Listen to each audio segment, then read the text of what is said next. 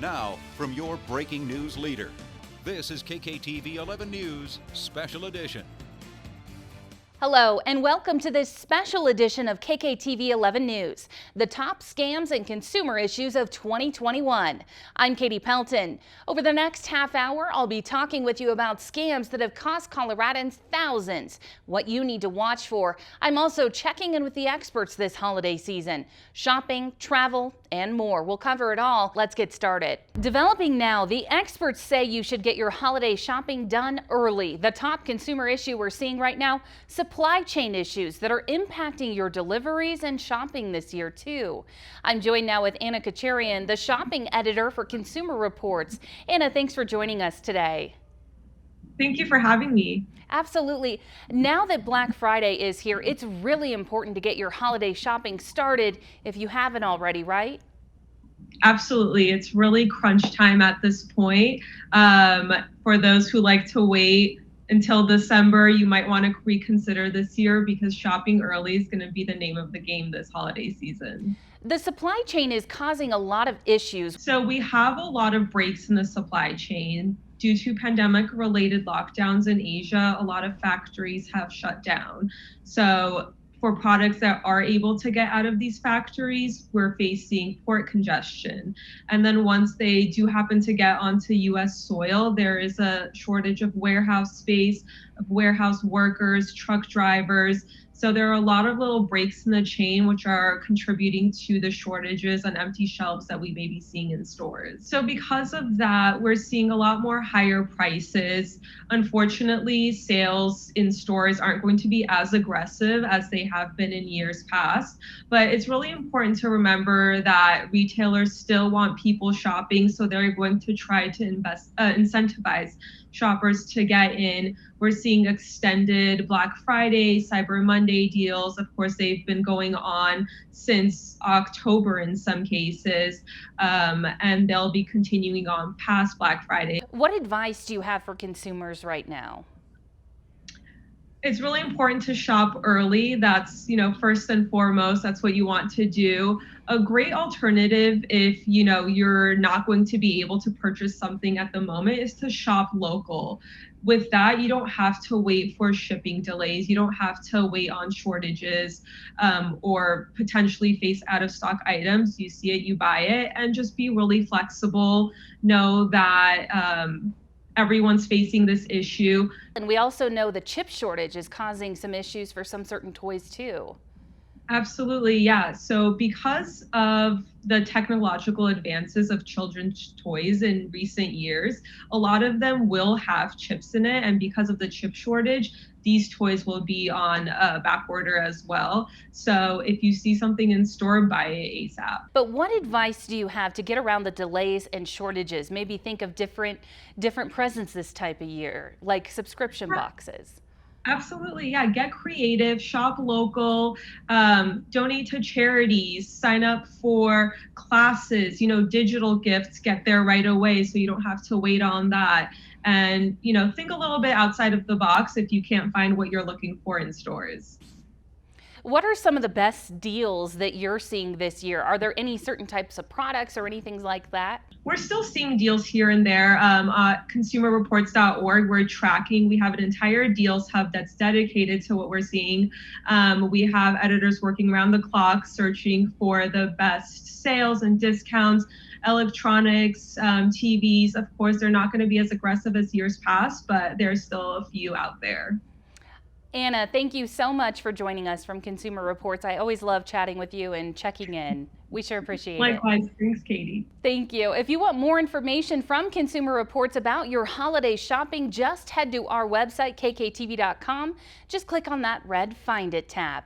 We'll be right back. Welcome back. This is an 11 call for action alert. Romance scams are surging during the pandemic, according to the FTC. With fewer people meeting up in person right now, a lot of you may be turning to the internet to find love. Last year alone, consumers lost more than $304 million to romance scams. I'm joined now with my fellow 11 Call for Action reporter, Julie Martin. Julie, you talked to a woman who lost thousands. That's just devastating. That's right, Katie. It was absolutely heartbreaking. That woman told me that she thought she fell in love. Instead, she lost $9,000. She didn't want to show her face or use her name, but she wants to share her story. Colorado Springs detectives tell me getting that money back is near to impossible. Her story begins with meeting a man online who claims to be a soldier. Telling me how beautiful I was and all the stuff that happened to his wife, how she was killed. You know, he was stationed in Kabul, Afghanistan, and he wanted to come back to the States so that he could come and be with me. She tells me he reached out to her on Facebook and they would chat on Google Hangout. Within a month, over text messages, he was requesting money to fly to Colorado to visit her. Like a fool, kept sending him money. He told her to take pictures of the gift cards and text them. She thinks it's 15 gift cards in total, worth $8,000 to $9,000 over 6 months. I mean, I've borrowed from my friends, my children. You know, I've actually pawned jewelry that my mother was passed. You know, I pawned my jewelry just to send him money. I reached out to Fort McNair, where the soldier claimed he was. They say they don't have a soldier with that name in their command. The email went on to say they felt like this was a scam. I told him I'm tired of it. They told me nothing but a scam artist, and I'm done with dealing with it. Colorado Springs detectives tell me money sent through gift cards is the hardest to recover. Because if they've done gift cards or sent cash or Bitcoin, any of that kind of stuff, that money's not coming back. The only chance we have, and it's still a very slim chance, is if they do a bank-to-bank transfer. This year, CSPD has taken a dozen reports of romance scams, totaling more than $861,000 in lost money. The average, I'd say, is probably $2,000 or $3,000. I've seen some people lose hundreds of thousands of dollars. But the cold fraud unit has recovered more than $500,000. They say their focus is on recovery, not prosecution. So being able to identify someone and bring them to justice, it most likely isn't going to happen. Because chances are they're in Nigeria or Ghana, where this kind of stuff runs rampant. I reached out to the supposed soldier and he emailed me back. He said he is real and promised to pay back all that money that was sent to him. However, he didn't answer my question about not being stationed at Fort McNair or what he did with that money. Now, Katie, the woman tells me that she cut off contact with him, but he continues to reach out weekly and is continuing to request money from her. This is just so unfortunate, and we've heard from folks who have been the victim of this type of scam. There's definitely some red flags that we want to warn people about, right, Julie? That's right, Katie, especially receiving random messages from people you may not know on Facebook, but then when they request that you go to a different social media app, such as Google Hangout, and continue to talk there. And the gift cards, that's a big one. And Colorado Springs police say it's extremely hard to get money back from gift cards. Once they have the gift cards, they virtually take off all the money out of there, and then you don't know where that goes, and it's so hard for them to track that. It's gone immediately. Julie, thank you so much. Of course, thanks, Katie. Our special continues right after this. Our special edition of KKTV 11 News continues with this 11 Call for Action alert. A lot of you are headed out of town this holiday season, and we've already seen some headaches for some travelers. I'm joined now with the Colorado Attorney General, Phil Weiser. Thank you so much for being here with us today. It's a pleasure to join you. We know that a lot of travelers are headed out of town for Thanksgiving and the upcoming holidays. AAA says we may even see some record numbers returning to pre-pandemic levels. And Attorney General, we've already seen some major airlines dealing with delays, cancellations in recent weeks. What can you do as a passenger, and what do you have to say to travelers about this issue? Well, I've got a couple of points. The first is know your rights. If your flight is canceled or changed and you didn't ask for it, you're entitled to a credit. And often the changes will happen in ways you never would have wanted. You might have paid for a ticket that was a one-way, and then you get rebooked for the same price, what would have been a lower fare originally because you're flying through somewhere else. Don't take it. You can call up, you have to complain, but you can get satisfaction. If you can't get satisfaction with the airline, you can let our office know about it, stopfraudcolorado.gov, and also the Department of Transportation, who oversees the airlines. We've seen these sorts of shenanigans where people got a credit and they couldn't use it or were mistreated.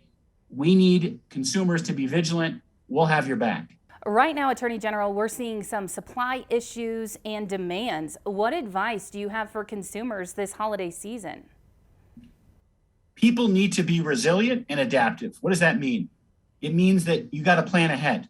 It also means you may not get your first choice for a Christmas gift this year because supply chains are, as you know, strained. What we can do is be creative, be innovative. And now let's switch gears, Attorney General. Let's talk about the #1 scam that you've seen this year during the pandemic. I've talked to you about this before. Unemployment fraud filings. What does this look like? What it looks like is a ridiculous number. We think as many as 1.5 million Coloradans have been told that they filed for unemployment insurance and it was all a scam. Here's what's happening. People are getting your information through the dark web, through other data breaches that have happened, and they're using it to file on your behalf. So we've got a task force we set up to go after these criminals who are taking money that doesn't belong to them and who are putting so many Coloradans in jeopardy. If you have gotten one of these notices, what you need to know is your identity is vulnerable, and we need you to get an identity theft repair kit. We've created one in our office. You can get it at stopfraudcolorado.gov.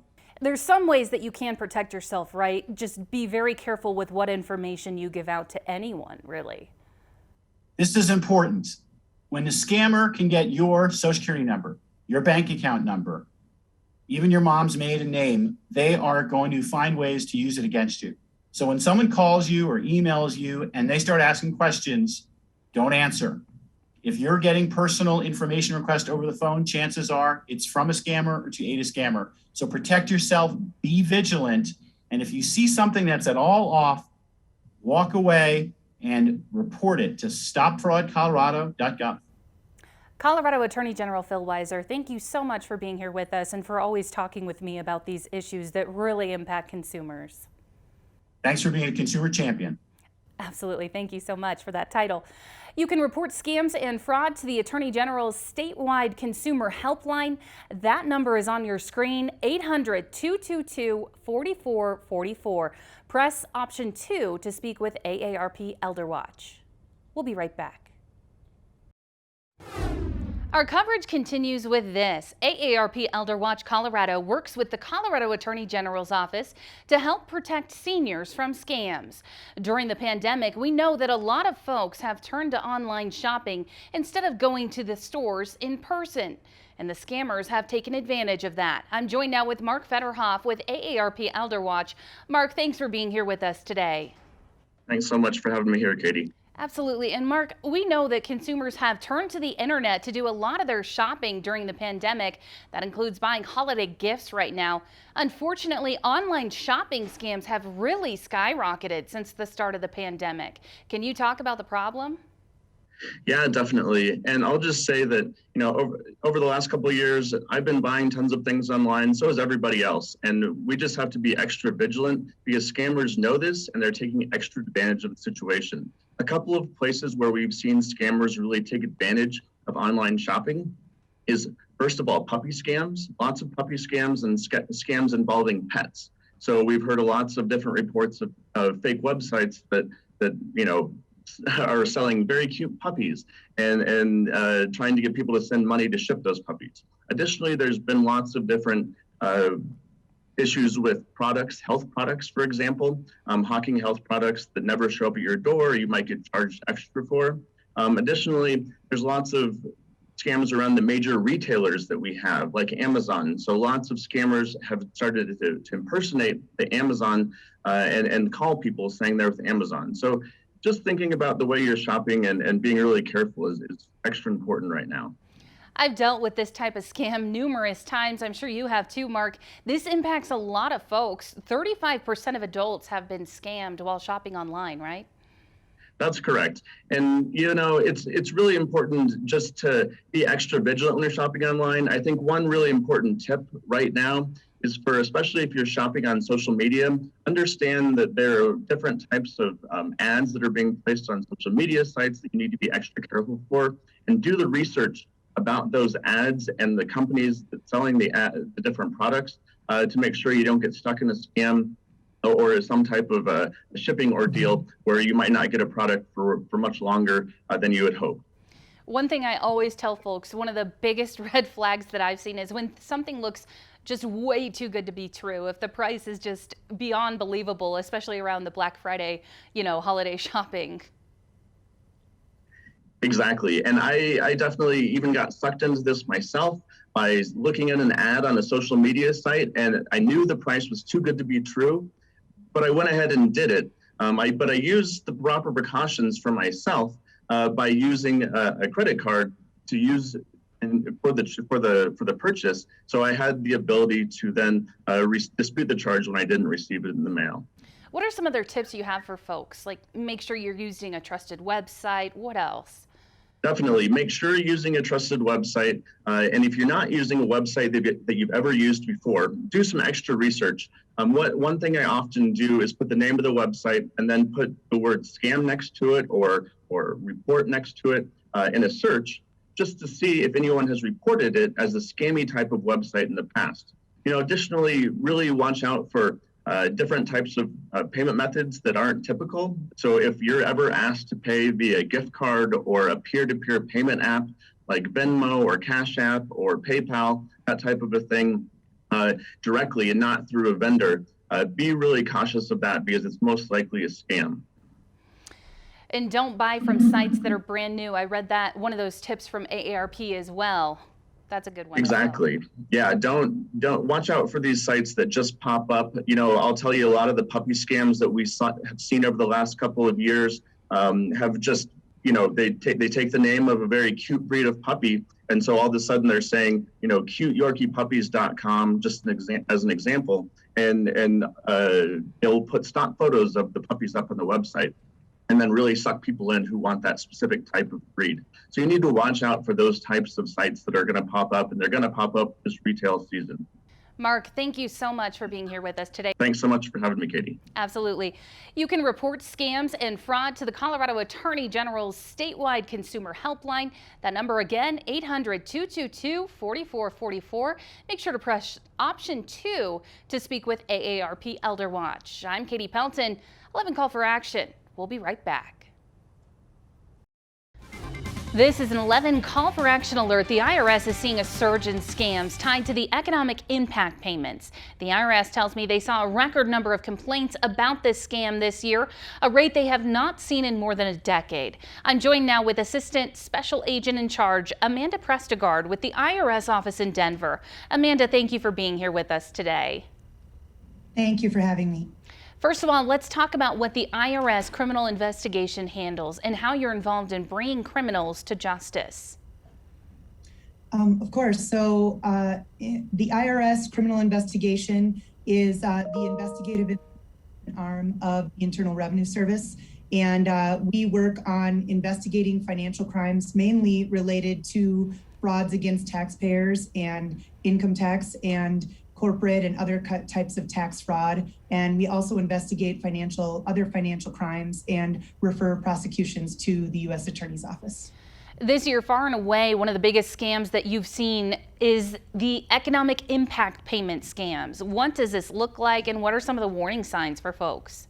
We're seeing a lot of identity theft, unfortunately, related to that, people filing returns on behalf of others. And we're also seeing people file, returns that are not correct in order to get or maximize that economic impact payment. Also, we're seeing a lot of people fall victim to whether it's text scams or call scams or email scams related to asking for their personal identifiable information to kind of help them, assist them to get those economic impact payments. And one thing I want to make very clear is you can work directly with the IRS to get your economic impact payments. You don't need a go-between. There's nobody that should reach out to ask for your information. So it's really important to recognize some of those red flags. Yes, that we will never ask for payment over the phone. We will never demand payment. if you ever have an issue that you're dealing with the IRS, most likely you're going to hear from them through the mail. We're never going to rely on the assistance of any other outside source to help you facilitate getting your economic impact payments or filing your tax returns to get those payments. And Amanda, while I have you here, I know you said another scam that you've really seen this year has to do with those small business loans that a lot of business owners were applying for. Yeah, so there's the Paycheck Protection Program and the Economic Impact Disaster Loans. Both of those have been wonderful programs for small business. Unfortunately, they were rolled out so quickly and there were so many people that applied that it was a crime of opportunity. Just like with a lot of disasters we've seen in the past, when there are relief efforts opened up for people, there are fraudsters waiting to take advantage. So again, if anybody is reaching out to say, I can facilitate you in your small business and help you apply for these loans, unfortunately, we've seen a lot of false applications or, again, identity theft, people applying on behalf of businesses that simply did not apply or do not exist. So I would just say the bottom line is protect your information. And if they would just not be nervous from the calls on the other end or the email that comes in suddenly and just stop and think, they could prevent a lot of themselves being victims in a lot of this fraud. Some great advice. Amanda, thank you so much for talking with us here today from the IRS office in Denver. Thank you. Take care. Absolutely. Well, you can report fraud or theft of your economic impact payments to the Treasury Inspector General for Tax Administration. That's TIGTA. You can make those reports online at tips.tigta.gov. Be sure to share this information with your friends and loved ones so that we can all stay safe from scams. Thank you for joining us for this special edition of KKTV 11 News. I'm Katie Pelton. On behalf of all of us here at KKTV, we want to wish you a happy and safe holiday season.